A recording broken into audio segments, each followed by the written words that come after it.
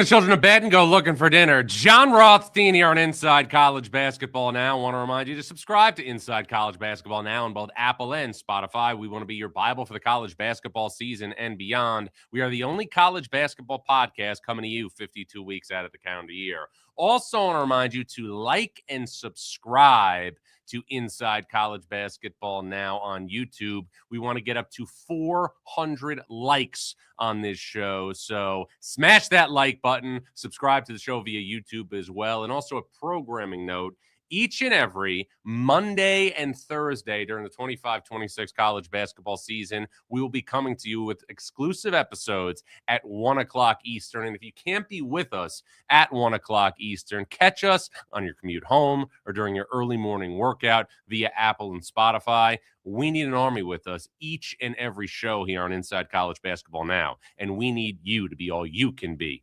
Meanwhile, in addition to those shows, each and every Monday and Thursday at 1 o'clock Eastern here on Inside College Basketball Now, we will be bringing you additional episodes throughout the week with some of the biggest and best names in the sport.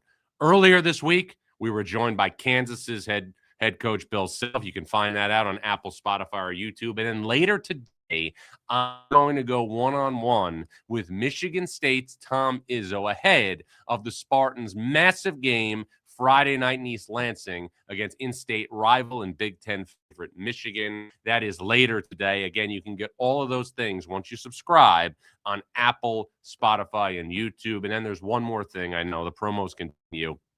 Friday, we are going to bring you a special additional episode of Inside College Basketball Now on at noon Eastern on CBS Sports Network.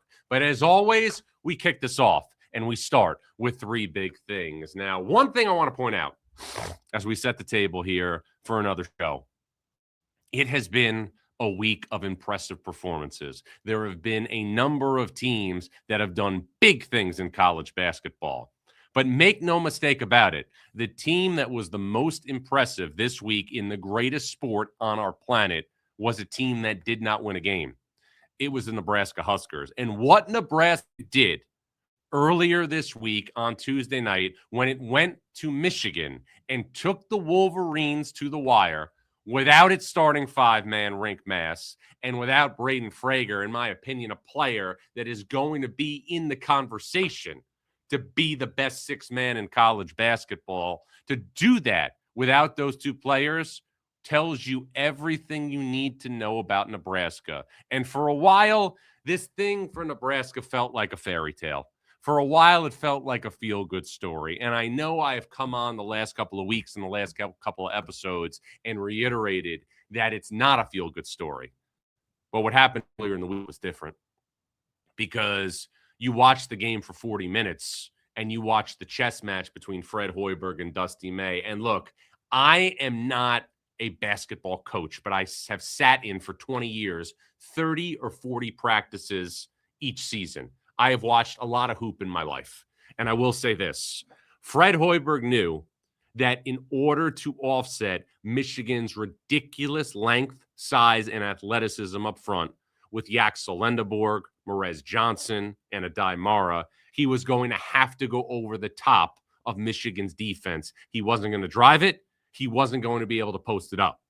And what we saw with Nebraska going smaller with Berke Buchtenschel at the 5, to me, was a diagram for how you can give the Wolverines fits moving forward. Wisconsin, when it went to Ann Arbor a couple of weeks ago, made 15 threes when it beat Michigan and gave Michigan its only loss of the season thus far. But with that said, Nebraska didn't have a full deck.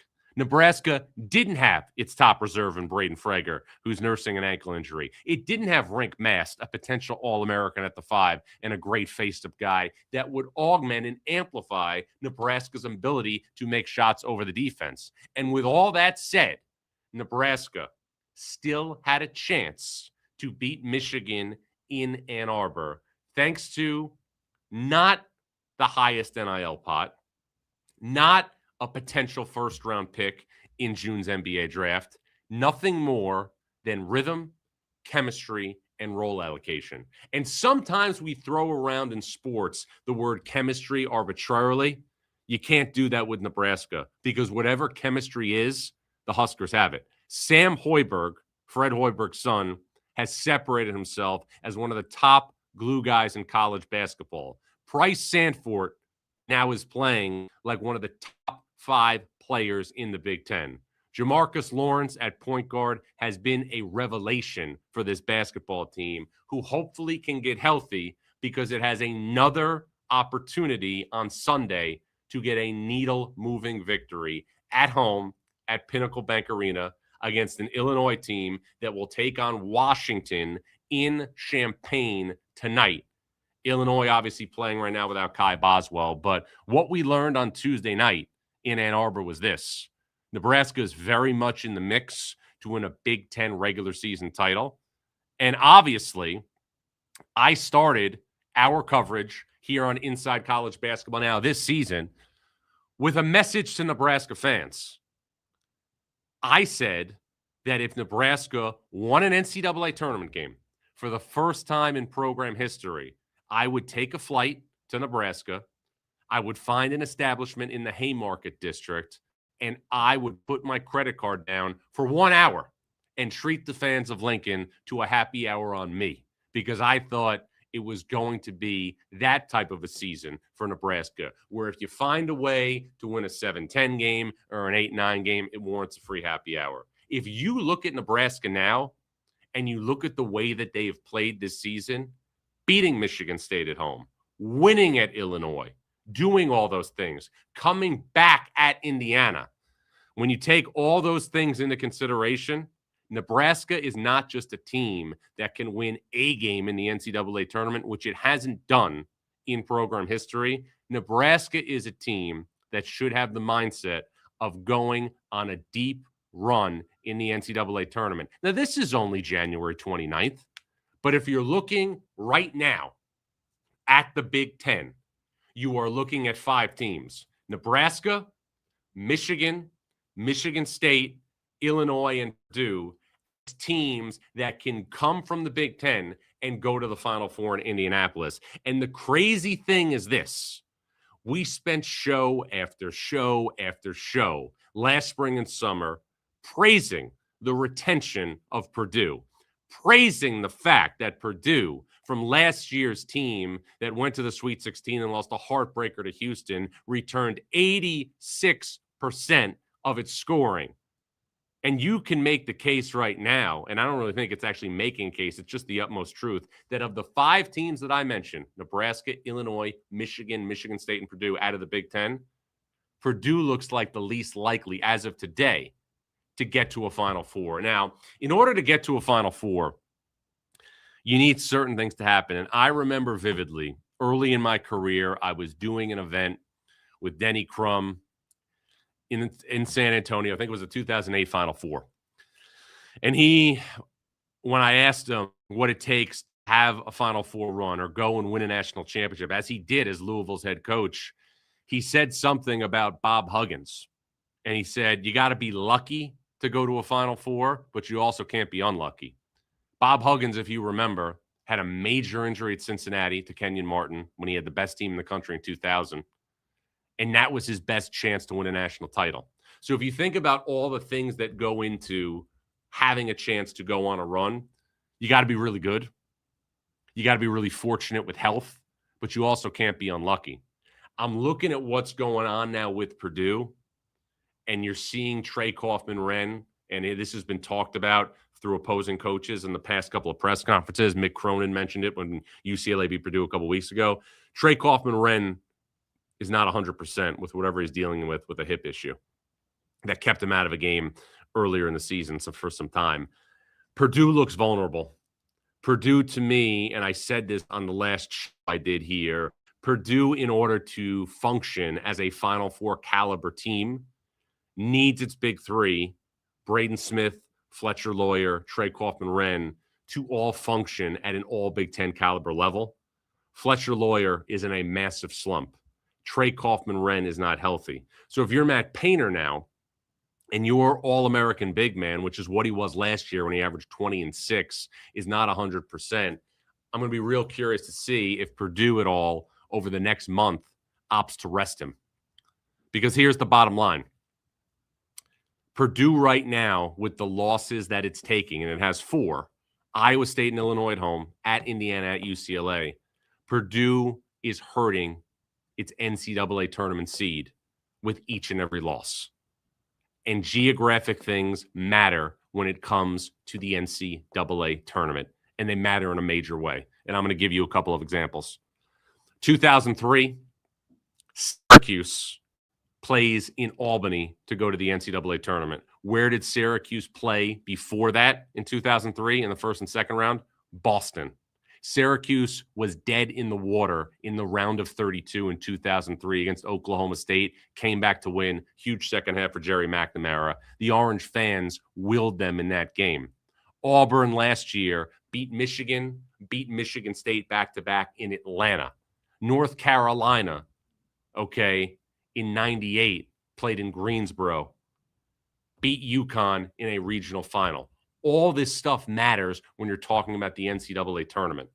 And now there are teams that are vying for 1 seeds that have a leg up on Purdue, who I firmly thought was going to be in position to start this thing out in St. Louis and then go to Chicago for the Sweet 16 and the Elite 8, which is just 124 miles away from Mackey Arena. And I'm not saying that can't happen, but what I'm saying is this. On January 29th, Purdue right now looks the most vulnerable of the 5 Big Ten teams who right now are hovering in the top 15. But that's why college basketball is where the unexpected becomes the ordinary. I would be remiss if I did not credit the teams that had great performances in victories this week. Arizona was awesome on Monday night against BYU. And Arizona, much like Michigan, is a team that can beat you with incredible balance. One night it can be through its front court, Krivas, Owaka, and Pete. As we saw Monday night, it can be from its backcourt as well with Bradley and Burries. And that's why Arizona, like Michigan, because of the balance, is going to be very difficult to deal with in an NCAA tournament setting. And I also want to credit what I thought was one of the best defensive performances that I've seen this season when Duke beat Louisville badly, 83-52 on Monday night in Durham. Now, prior to that game, with Michael Brown Jr. in the lineup, the fewest amount of points that Louisville had scored this season in a game was 74. Duke held the Cardinals to 52 on Monday night. And here's something that I think we need to start looking at when you're evaluating things when it comes to Duke. Do not take for granted the job that Jon Scheyer has done since following Mike Krzyzewski. His first year at Duke, made the NCAA tournament, got picked off in the round of 32 to Tennessee. Second year, goes to the Elite 8. Last year, goes to the Final 4. This year, on track to be a 1 seed. It is never easy to be the guy that follows the guy. Jon Scheyer has made it look seamless and made it look easy. And right now, Jon Scheyer, I know Duke, but Jon Scheyer, as Duke's head coach, is 107-23 and has won just over 82% of his games since running the Blue Devils. Duke firmly in contention to be a number 1 seed in the NCAA tournament. I will give you all of my projected 16 seeds and what teams I will have in the NCAA tournament as of tomorrow, noon, Friday, CBS Sports Network. The second big thing I want to get to, Darius Acuff is playing as well as any point guard that John Calipari has ever coached. And obviously, if you're watching this show, get in the live chat, leave some comments. I'm going to get to them later in the show here on Inside College Basketball Now. But I want to get and spend some time with Darius Acuff. What do I mean when I say that he is playing as well as any point guard that John Calipari has ever coached? I am not saying by any stretch of the imagination that Darius Acuff is going to be what guys like Derrick Rose, John Wall, De'Aaron Fox are at the next level, at the NBA level. I'm not doing that. I don't get into that game. But I'm saying this. When you look at what he is doing from a production standpoint in college basketball this season as a freshman point guard, he is playing as well or better than those guys played when they were in college and playing for John Calipari, either at Memphis or at Kentucky. And John Calipari's run of point guards is second to none when you think about it. Derrick Rose, Tyreek Evans, John Wall, Brandon Knight, Marcus Teague, Andrew Harrison, Tyler Ulis, Jamal Murray, De'Aaron Fox. The list goes on and on. Now, with that said, Darius Acuff is doing some ridiculous stuff right now, not just in terms of scoring. He's about 20 a game, not just in terms of, obviously, his ball security with a ridiculous assist to turnover rate, which is about 3-1, not just with his ability to set the table. He's at about 6 assists a game. He's shooting the basketball at an efficient rate from the field and from three. The other night on the road against Oklahoma, Acuff did not have a turnover. And look, change is good. It was time for John Calipari to leave Kentucky and go to Arkansas. But I'll say this, Darius Acuff is underrated.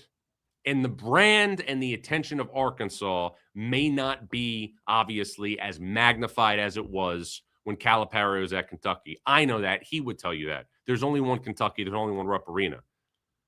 But Darius Acuff, right now, if he was doing this when John Calipari was at Kentucky, people would be pushing him right now to be the National Player of the Year and also be a first-team All-American. It's really not an oversight. It is a flat-out insult when you think about how well this guy is playing. Could you make an argument right now for Thomas Houck from Florida to be the SEC Player of the Year? Sure. Could you make an argument right now for Tyler Tanner of Vanderbilt to be the SEC Player of the Year? Sure. LeBaron Philon in Alabama? Why not? But I will say this. If you are asking me right now which one player I would want on my team among players in the SEC, it's Darius Acuff 7 days a week and twice on Sunday. And it all leads now to the matchup on Saturday night at Bud Walton Arena when Arkansas and John Calipari will host Kentucky. And look, Kentucky is in a very compromising position entering this game. Because here's the thing. Kentucky had won 5 in a row. Kentucky was beaten like a drum Tuesday night at Vanderbilt. Beaten like a drum. And it's been a very difficult season for Mark Pope in Kentucky due to injuries and a million other things. But now Kentucky, who lost last year at home to John Calipari in Arkansas, goes to Bud Walton Arena, one of the great home court advantages in the sport. And Arkansas is going to be primed and ready not just to beat Kentucky, but to beat Kentucky soundly like Kentucky was beaten against Vanderbilt the other night. And I'll say this. I've been doing this a long, long time. A long time. I have never seen the SEC as wide open as it is this season. It is a revolving door at the top. For years, it was real simple in the SEC. You had Kentucky with John Calipari, and you had Florida with Billy Donovan. Then all of a sudden, you had Tennessee with Bruce Pearl. That's what happened for a while. But then, because of John Calipari being at Kentucky, you always knew you had that presence at the top of the league. This year, there are 4 or 5 teams that could take turns at the top of the conference. But I'll say this. You give me a neutral court. You give me all things being equal.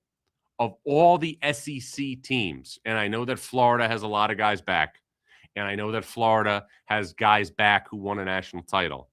All things being equal right now, I would take Arkansas on a neutral court over any other team from the SEC. And the reason why is because of Darius Acuff. Again, I'm not saying he's better than Derrick Rose, John Wall, De'Aaron Fox were in college, but I'm saying this. He's playing as well as those guys played when they were at Memphis and Kentucky under John Calipari. The third big thing I want to get to. The Big East looks like a 3-bid league. And I've spent, obviously, time on this, throughout the offseason, and you can break it down a number of ways. But here's the way things are going. The Big East, for years, got great mileage out of Villanova under Jay Wright as its flagship program. The Big East then also got great mileage out of Marquette under Shaka Smart, who went to the NCAA tournament for his first 4 years in Milwaukee. He's obviously having a tougher season this year, and also Creighton. Marquette and Creighton are not near the NCAA tournament picture this year. 2 years ago, the Big East had 3 teams in the NCAA tournament: UConn, Marquette, and Creighton. All 3 made the second weekend of the NCAA tournament. UConn won a national championship. Creighton and Marquette lost tough games in the Sweet 16. Last year, Big East had 5 teams in the NCAA tournament. But with that said, one of those teams, Xavier, who was coached by Sean Miller at the time, made the first 4 and lost in Dayton. This year, and again, it's January 29th when I'm doing that show, we are starting to get in a tricky spot for the Big East. You're not getting the mileage out of Marquette and Creighton that you have the past couple of seasons. I thought Georgetown would take a step under Ed Cooley. It is not. Providence as well, a program that Ed Cooley always had in the NCAA tournament picture, has not obviously been an NCAA tournament caliber team. Those 4 teams are at the bottom of the conference now. So you look at the top. UConn, again, is clearly a national title contender under Dan Hurley. St. John's under Rick Pitino has won 7 games in a row and is figuring it out. Looks right now in that 4 or 5 seed range for the NCAA tournament, potentially, maybe a 6. Then Villanova, under Kevin Willard in its first season, has done a massive job returning to relevancy by doing a great job of not taking too many tough losses. But now we're getting to bubble territory.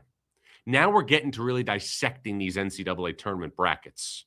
Now we are starting to look at bracketology on a daily basis. 2 wins for Villanova that stand out.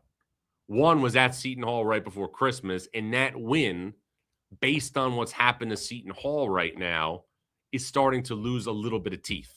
Now, Seton Hall has had a great season and an overachieving season under Shaheen Holloway, but the Pirates, even though they beat Xavier recently this week, do not necessarily look like a team, in my opinion, that is going to be able to rally and withstand the test of time and what it's going to take to be an at-large team to the NCAA tournament. So you're left now with 3 teams: UConn, St. John's, and Villanova. And UConn and St. John's will play February 6th at MSG in the first installment of 2 regular season games this season. To me, it's one of the most anticipated games we've been waiting for this year. Villanova played its tail off on Saturday against UConn, and it came up just short in overtime. That was a devastating loss for the Wildcats because now Kevin Willard and company really have 2 games in the regular season to move the needle: the home game against UConn and the road game against St. John's. Those are the types of regular season wins, that and obviously doing work in the Big East tournament that could follow that could help amplify Villanova's resume. Because the bottom line is this: when you look at the Big East now, the Big East has 2 teams, and it has a team in Villanova that has done a great job winning the majority of the games that it should win. But there is not a lot of teeth on that resume right now, aside from the Wisconsin win in Milwaukee, which is a very, very good win. And when you start comparing this now with other teams that are on the cut line, Villanova cannot afford any bad losses coming up over the next 5 or 6 weeks, because it would drastically expose right now the fact that the Wildcats do not have that many great wins. And I will say this: credit to Kevin Willard for being such a terrific steward of this program. It was a very difficult spot for anybody, especially Kyle Neptune, who worked under Jay Wright at Villanova, to follow somebody who made Villanova a blue blood program. Villanova is a really, really good team. It needs to, over the next 5 or 6 weeks, add a win against St. John's in New York, or a win against UConn at home, in my opinion, to really beef up its resume for the NCAA tournament. The Big East right now, barring something unforeseen, is only going to have 3 teams in March Madness. And we're seeing more and more and more, and I'm doing it every single week when I break down my bracket and look at the bid representation. We're going more and more towards a Power Four system in terms of the most representation in the NCAA tournament. Big Ten and SEC got a chance, in my opinion, to get double-digit seed representation in the NCAA tournament. Big 12, I think, will get 7 or 8. The ACC, I think, will get 7 or 8. But the Big East right now, I think the ceiling is at 3. And for me, this rendition of the conference is in an interesting spot because you look at the two teams at the top of the league, UConn and St. John's, coached by Dan Hurley and Rick Pitino. It's two coaches that have both won multiple national titles in their careers, and they're two teams, obviously, that could go really, really far in the NCAA tournament with the right draw. If you're St. John's, UConn's obviously going to be a trendy pick to go to the Final Four and win a national title. But with that said, the worst thing in life than being proactive is being reactive. It's much better to be proactive than reactive. So with that said, what is the Big East going to do to counter this? Because Rick Pitino's 73 years old. He might be able to coach till he's 83 or 93. It's amazing what has happened. But if you really think about things, for how this all unfolded for St. John's, let me take you behind the curtain. Rick Pitino was unexpectedly removed as Louisville's head coach in 2017. It was shocking. He went to Greece to coach professionally. He obviously did a great job in Greece in the Euro League and then wanted to come back to the States. And Iona gave him a path back to his native New York to coach at a really good mid-major basketball program. During that time, rules changed in the NCAA where name, image, and likeness was allowed, and so was the transfer portal with immediate eligibility. That coincided with the president of St. John's, Father Shanley, wanting to make a major hire to resurrect his university and his basketball program. Rick Pitino was already in town and didn't have to move. He also knew that Mike Rapoli, a billionaire booster, was going to fund everything he needed from an NIL perspective.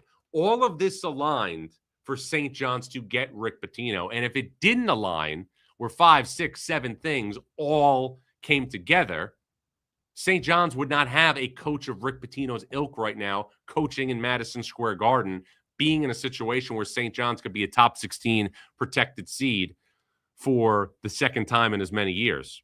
And then you look at UConn. UConn has been tossed around in realignment as much as any team in college basketball over the last 10 years. UConn has been linked to the Big 12. UConn, I'm sure, would welcome any exit to a tangible football conference. And those conferences, I'm sure, would potentially love a marriage with UConn. The football issue is what's held the Huskies back. But if you take those programs away from the Big East, what is the Big East right now? Big East is at a big-time crossroads. And I've said it, and I'm not somebody, again, who lives in the college football world like many other people do. Again, the last game I've watched from start to finish was the Fiesta Bowl with Miami and Ohio State with Ken Dorsey and Maurice Clarett over 20 years ago. I get that. But you look at what's happening right now with these other leagues, they're all evolving. The Big 12 is innovative with Brett Yormark. The Big 10 added UCLA, USC, Oregon, and Washington. The SEC added Texas and Oklahoma. The ACC did a great thing by going from 20 to 18 league games. And now, because of a little bit better scheduling, some new coaching hires, the ACC could potentially double its volume in the NCAA tournament, going from 4 bids to 8 bids this year. What is the Big East doing? Now, some people might say they are who they are. They don't want to mess with, obviously, a double round robin format. And look, when you have Jay Wright at Villanova, when you have Ed Cooley rolling at Providence, when you have Shaka Smart at Marquette with a perennial NCAA tournament team, those things are fine.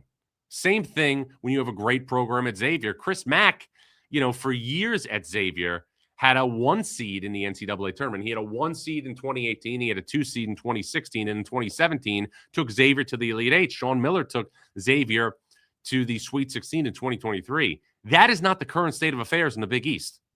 Not at all. I have said repeatedly, because I'm not somebody who follows college football that closely, all I know is this: Notre Dame is not connected to a conference in college football. So if Notre Dame is not connected to a conference in college football and college football has no bearing on this, why wouldn't the Big East be going on Airbnb and getting its best possible conditions to stake out in South Bend and try and get Notre Dame to the Big East? A brand like that, a program like that has common rivalries. Because the way this is going right now, I'm seeing down the road, and I'm seeing 6 weeks from Sunday, on Selection Sunday, I'm seeing 3 teams in the NCAA tournament for the second time in 3 years for the Big East. And that is not an ideal situation. Want to get your thoughts on everything I've talked about, plus the other things you're looking forward to over the next couple of days and weeks in college basketball? John Rothstein here on Inside College Basketball Now. When you need your sports news all the time, we've got breaking news to bring to you. CBS Sports HQ gives you a snapshot of all the sports that matter to you. When you need your sports in a snap, find it on CBS Sports HQ, streaming free anywhere you are. All right, welcome back to Inside College Basketball Now with John Rothstein. Want to remind you to subscribe to Inside College Basketball Now with John Rothstein on both Apple and Spotify. We want to be your Bible for the college basketball season and beyond. We are the only college basketball podcast coming to you 52 weeks out of the calendar year.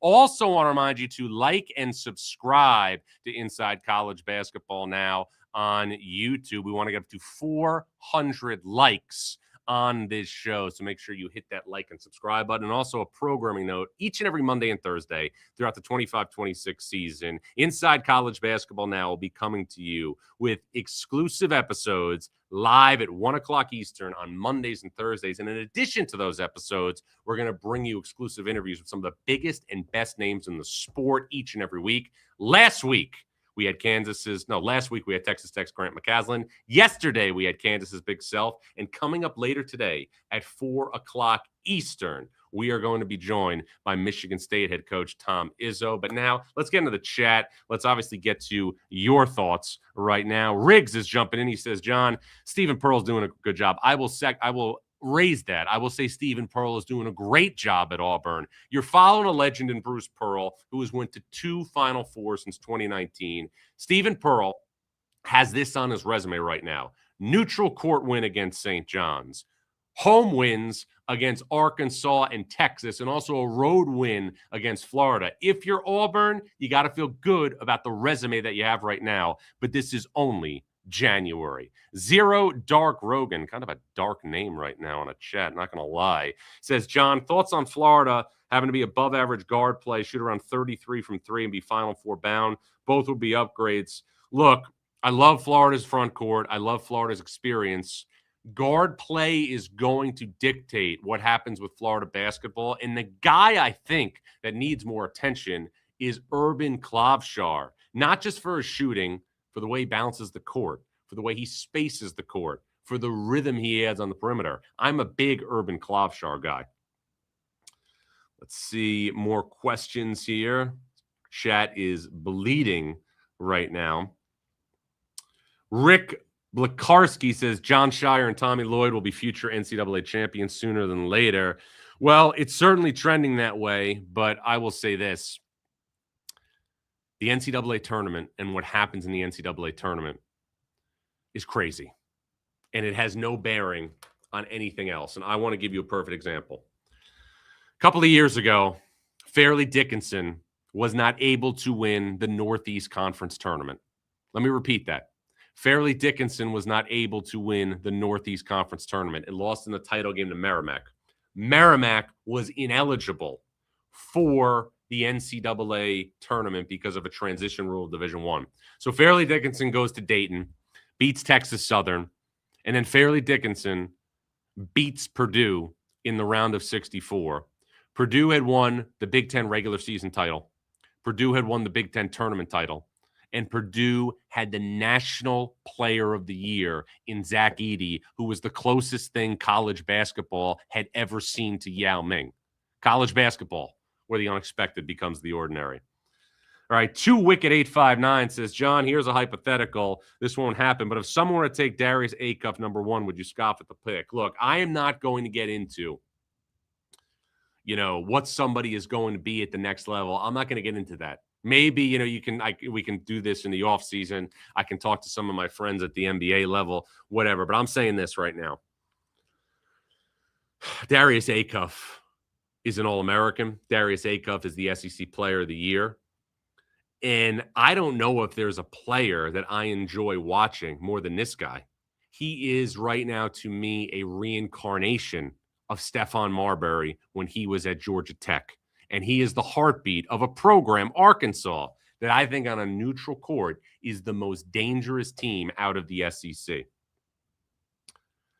Let's see what else we got here as we're schmoozing right now. A lot of Kansas talk, a lot of BYU talk. Rick now is saying again, prediction UConn undefeated in Big East, won't be challenged to the Elite Eight. Well, here's one thing we got to praise UConn for. I'm going to do this later. UConn has been great this year in close games. Now, I know it only has one loss, but UConn has won an incredible amount of close games so far this season. They have been tested against Providence at Providence, tested against Georgetown at Georgetown, tested against Florida in the Garden. This is a seasoned team, again, that I think has a chance to win 3 national titles in 4 years. A lot of people want to talk about Arizona State. I did not have that on my bingo card. Let's wrap on these two. Jack McEwen says, thoughts on upcoming Illinois at Nebraska game? Look, I want to obviously see what the health is like for Nebraska with Rink Mast, with also Braden Frager. But I will say this, Illinois is also playing without Kai Boswell. A guy that has really stepped up for Illinois is Jake Davis. He stepped up. He's been a starter the last 2 games. He's 6 of 13 from 3 during that span, averaging about 10 points, 3.5 rebounds. So now I know people want to go crazy over Keaton Wagler, and they should. He dropped 46 at Mackey Arena last Saturday. Jake Davis is another piece to that puzzle for Brad Underwood, which will make Illinois better when Kylan Boswell comes back. That's an awesome game, though, Sunday afternoon at Pinnacle Bank Arena. And let's go now to Phil Swift, 1363, says, John, thoughts on Wes Miller, talking about Cincinnati. Look, the standard is the standard at Cincinnati. Cincinnati is expected to be in the NCAA tournament every single season. Cincinnati was an institution in college basketball under Bob Huggins. It was an institution in the NCAA tournament under Mick Cronin, 9 tournaments in a row from 11 to 19. The Bearcats haven't been back since. And I like Wes Miller. I think Wes Miller has worked his tail off at Cincinnati. But sooner or later, you got to hear your name called on Selection Sunday. Barring a late run, it doesn't seem like that's going to happen this year for the Bearcats. And then Buster Scott says, John, thoughts on any multiple mid-major conferences? I'm going to go through 3 with you right now.